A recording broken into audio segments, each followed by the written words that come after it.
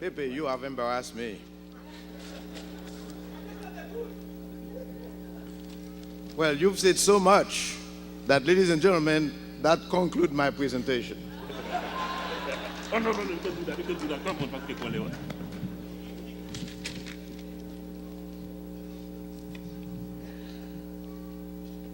When the committee asked me to talk to you tonight and to pick up the subject that I want to talk to you about, I asked them the permission to talk to you about facing the Haitian truth.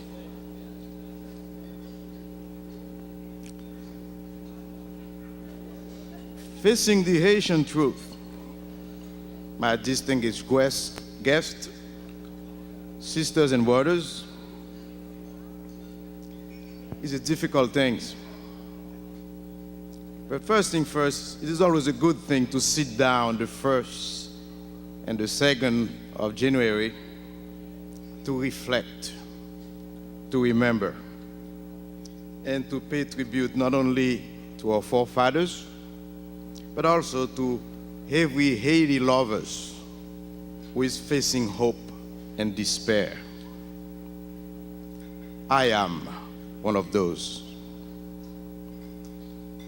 It is also the time to tell you to the deepest of my heart, bonne année, santé et paix profonde. My fellow Haitians,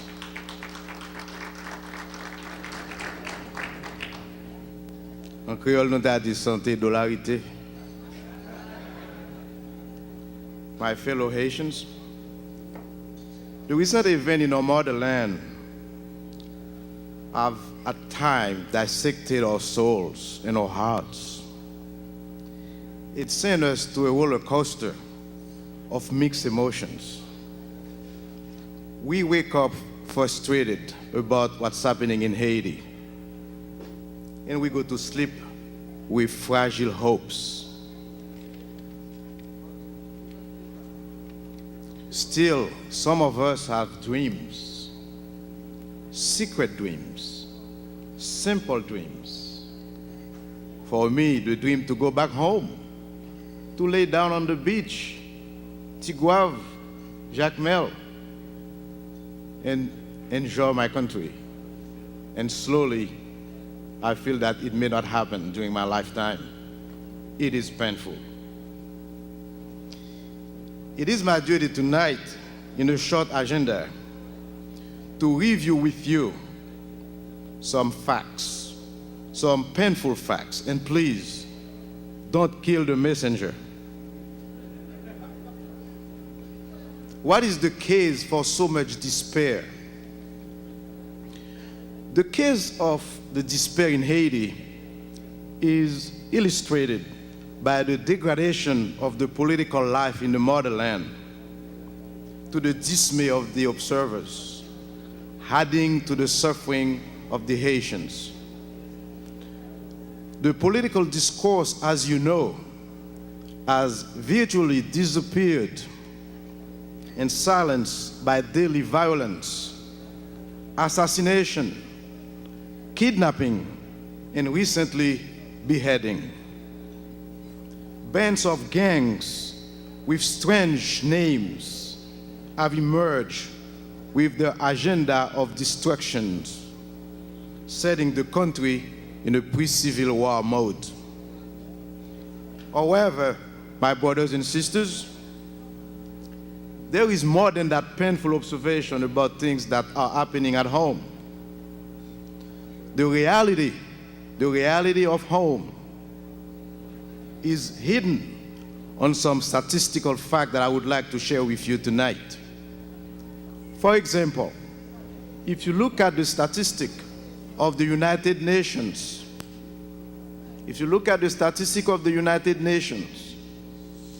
and the CIA, who, by the way, has the largest piece of information about Haiti, we were in 2001, 134 out of 162 countries.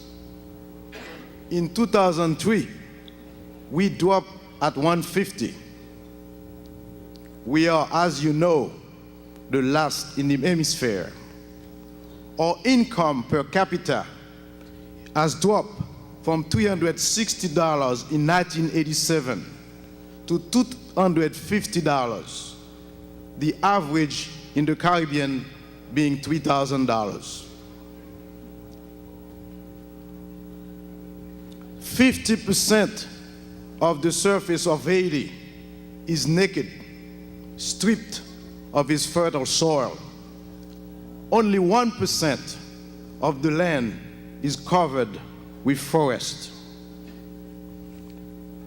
The late Jacques Cousteau said one day, if you want to see an ecological disaster, go to Haiti.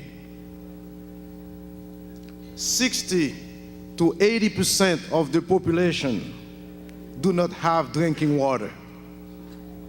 In 2001, the United Nations put Haiti on the 33 countries in the world with food emergency. The situation at home is so grave that in some part of the country, mainly in the Northwest, that some people boil the soil to satisfy their hunger. Let's look at it in another way. The life expectancy of a slave before 1804 was 40 years old. Today, in 2004, the life expectancy of a Haitian is 49 years old. Not that much of a difference. Our population, this is a grave danger for Haiti. Our population in 1804 was 500,000. In 1870, our population was 1 million. Today, in 2002, Haiti has 8 million. But the most important fact to remember, brothers and sisters, 40% of the Haitian population is less than 15 years old. Remember that. They are the future of our country. 75% of our energy derived from burning tree. 75% of our energy derived from burning tree. Jean-Robert Altidore, who is an engineer working at the Office of Mine in Haiti, has looked at it in a more financial way. He said that the solution to our problem would have been to buy the propane, the cooking gas. When you look at the price, it is interesting to know that here in the United States, we pay 25 cents for the liter of propane.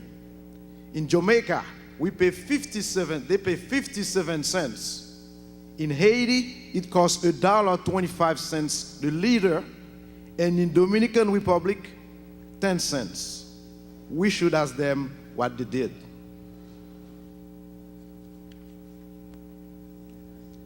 What about the education? Education. 60% to 70%, and this is optimistic statistic, they don't know how to read. They don't know how to write either. In the primary school sector, ça nous est l'école primaire, 62% of Haitians are over age. 16%, 1/6, drop out of school after the first year. And the average time to stay in school is 4 years. What about the health situation? We are 1.6 physicians for 10,000 Haitians, 0.4 dentists for 10,000 Haitians, 8 times less than in Dominican Republic. We have 1 university hospital. They have 7. We have 1 CAT scan for 8 million Haitians, and sometimes it doesn't work. Our hospital lacks syringes and gloves. I would not elaborate on TB, tuberculosis, malaria, and AIDS, and I would kindly defer to Dr. Paul Farmer for those dire statistics. We do have several ONGs, NGOs in English, in the island. Some are doing a terrific job.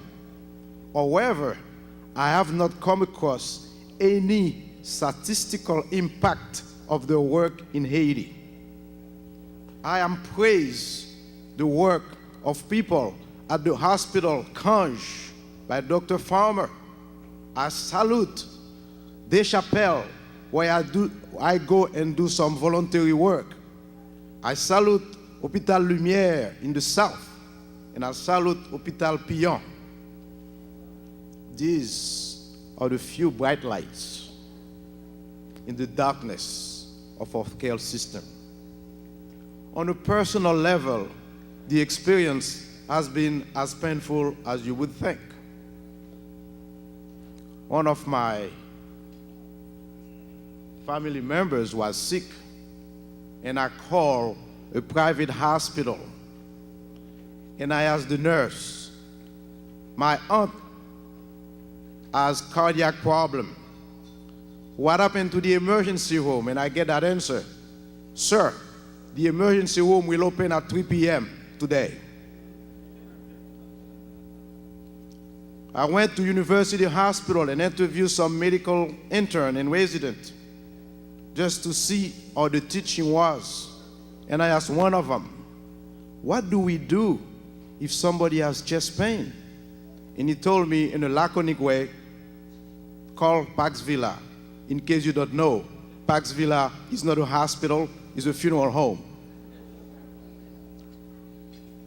These are facts, hard facts, my brothers and sisters, that you should be aware of. I'm not here to make you feel pain as you're celebrating today, but I'm having those pain every day because this flag is my blood.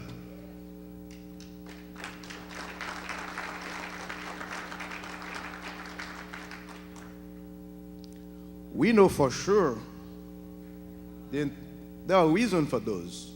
We know for sure that there was international strangulation when our country stood up and proclaimed 1804. As my classmate Wolf Tuyo put it, silencing Haiti was the rule. And still the trend. And we still pay the price. However, my brothers and sisters, it is important to look at our former leaders, their behaviors, and their deeds. Mea culpa, mea culpa, mea maxima culpa. I would take a couple of historical examples to illustrate my case. Without losing my respect for our forefathers who gave us our independence, I would for a few minutes make some historical reference in some episode that happened in our history. During the Battle of H.A.U, for some of us who remember our history, Dessalines was taking bullets after bullets after bullets from precise French soldiers. You know what he said? Moun ki pa arrêter avec nous, al fait with nous, m'a mourir avec nous. But do we know, brothers and sisters, who was bombarding Dessalines? I'm sorry to say, Alexandre Pétion.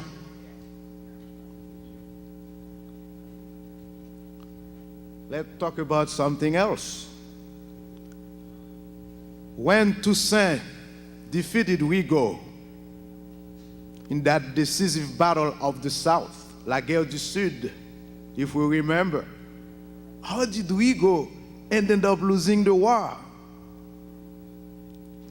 They didn't tell us that in the Frais de l'Instruction Chrétienne Histoire d'Haïti that we studied. How did he lose it? My brothers and sisters, the town of Jacmel at that time was bombarded by 3 gunboats from the American Navy. under the order of Thomas Pickering, who was at that time the Foreign Secretary of John Quincy Adams. Toussaint actually was taken prisoner. Read better on this, on that new book called Thomas Jefferson, the Negro President. What is the consequences of that? Historian will tell us. They keep telling that the foreign nation, foreign countries are responsible for our problem. Let's get an example. L'affaire Salnave. One Geoffroy had problem to deal with Salnave in the Cape Haitian. And Salnave ended up getting bombarded. Who was those people? Geoffroy asked the English to do the job. Who blew up Amiral Kilik? Lacreta-Pierrot. That was Boiron Canal who gave the okay to the German to proceed. My brothers and sisters, we've met the enemy. It's us.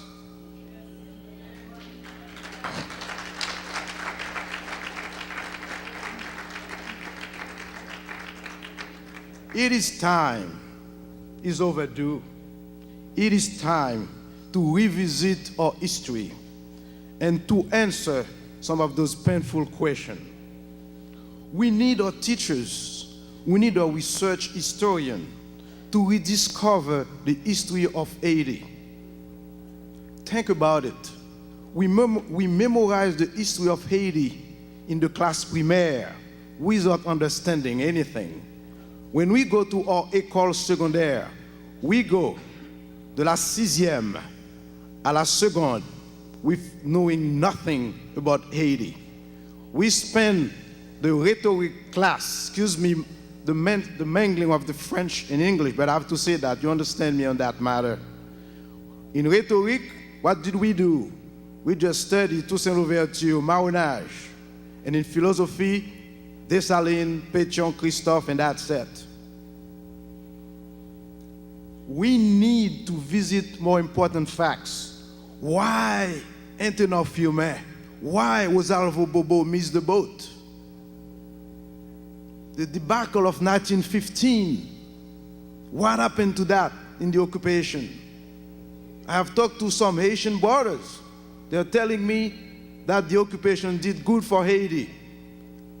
Reread history, you will find out.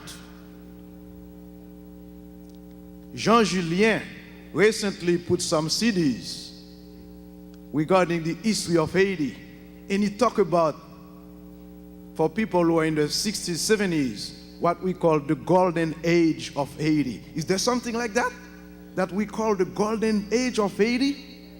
Think about it. 1946, 1956. Look at history, you'll know why. There is something else.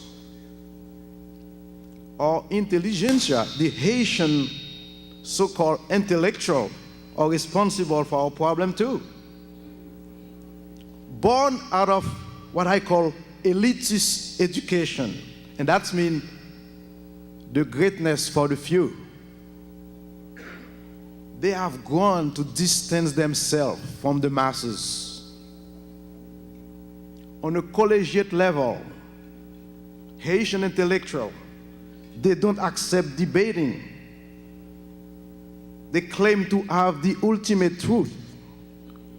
For them, disagreement is disrespect. You disagree with a Haitian intellectual, he doesn't serve you coffee at his home anymore. Our leaders share the blame too. Their attitude, our leaders, their attitude varies from abusing the masses or to use them, or sometimes to parley to them in a colorful language that anesthetizes them out of political dialogue. There were some few good Haitians too. We know them. They persist into that hopeless optimism.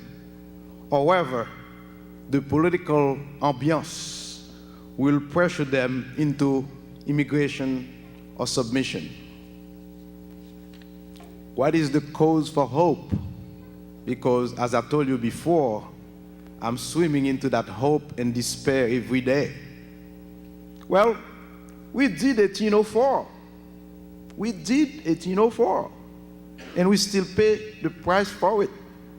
Did you know until 1980, the history of our independence was not in the French history book? We've been silenced for a long time. 1946, remember that? Lead into Dumas estimé. Dumas estimé, in my view, is one of the best presidents that we ever had. Let's say it, for Christ's sake.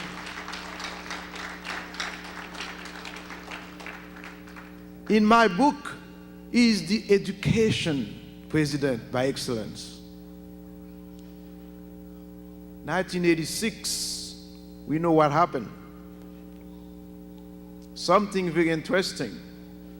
I remember when I came to this country in 1978, I could not talk politics because I have family left in Haiti. That was fear. One of the few precious gems after 1986 is the freedom of speech. Today, so sweet, but so fragile. I could go home. I remember 1995, I went back to the island. And for the first time, I've seen what they call a town meeting at Ville-de-Caille. And I have seen journalists asking questions to the mayor, to the Minister of Health. I could not believe it. I said, something has changed, but I'm afraid we may lose that freedom.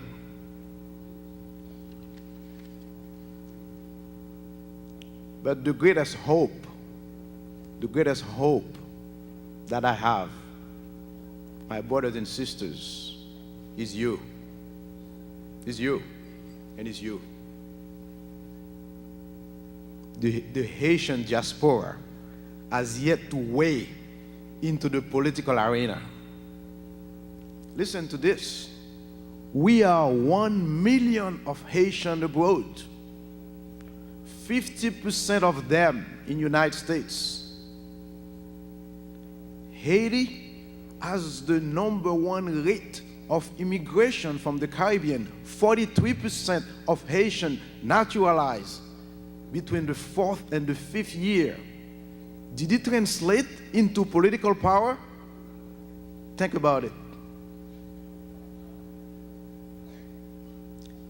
You are keeping the motherland alive, my brothers and sisters. If I am correct, we are sending $2.6 billion annually to the motherland. That figure would not include food, clothes, medication, school supply. Guess what? You are the only tourist who go to Haiti. You are the only one buying beautiful American paintings. I would say almost, few people buy that. We buy CDs from Haiti. We buy recording. We buy movies made in Haiti. We keep them going. We're not aware of it. You don't realize how valuable your financial contribution to the welfare of the motherland. Don't you think it is time to ask questions? Don't you think it is time to walk into the political arena? Don't you think it is time to expose who are slowly asphyxiating our motherland? Don't you think it is time to ask for explanation and verifications? Don't you think it is not the time to demand that transparency and competency be the law of the land? You are the best. You are the best the country ever had.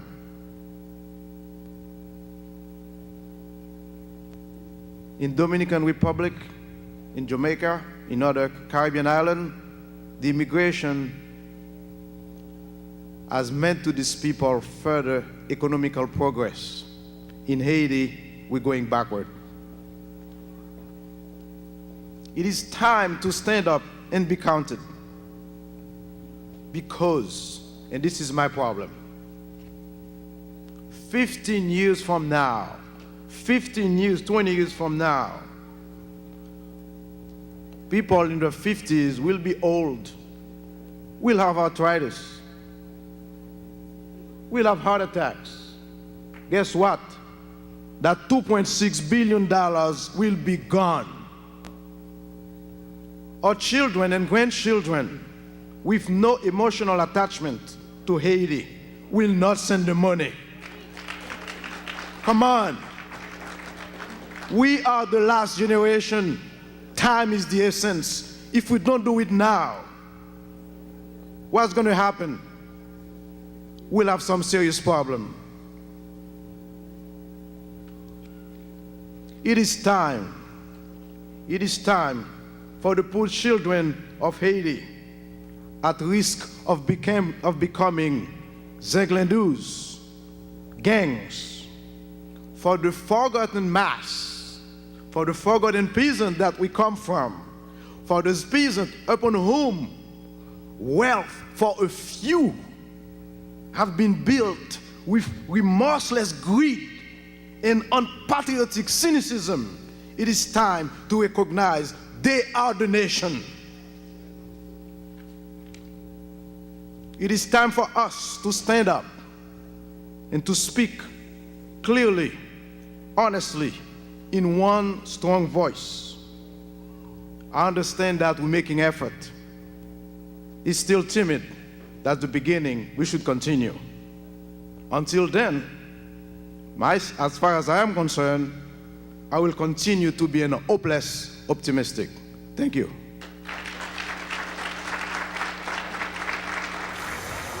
Dans un moment côté yon a levé contre l'autre, n'a demandé est-ce que nous capables d'avancer. En pile fois yo dit pour communauté haïtienne boy ici tak pays d'Haïti capable d'avancer, nous besoin bon genre développement social et économique. C'est vrai.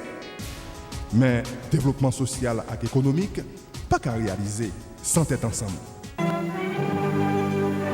Yon tête ensemble qui chita sous patriotisme, sentiment d'amour qui fait nous mettre de côté tout intérêt personnel nous pour intérêt communautaire et pays d'Haïti.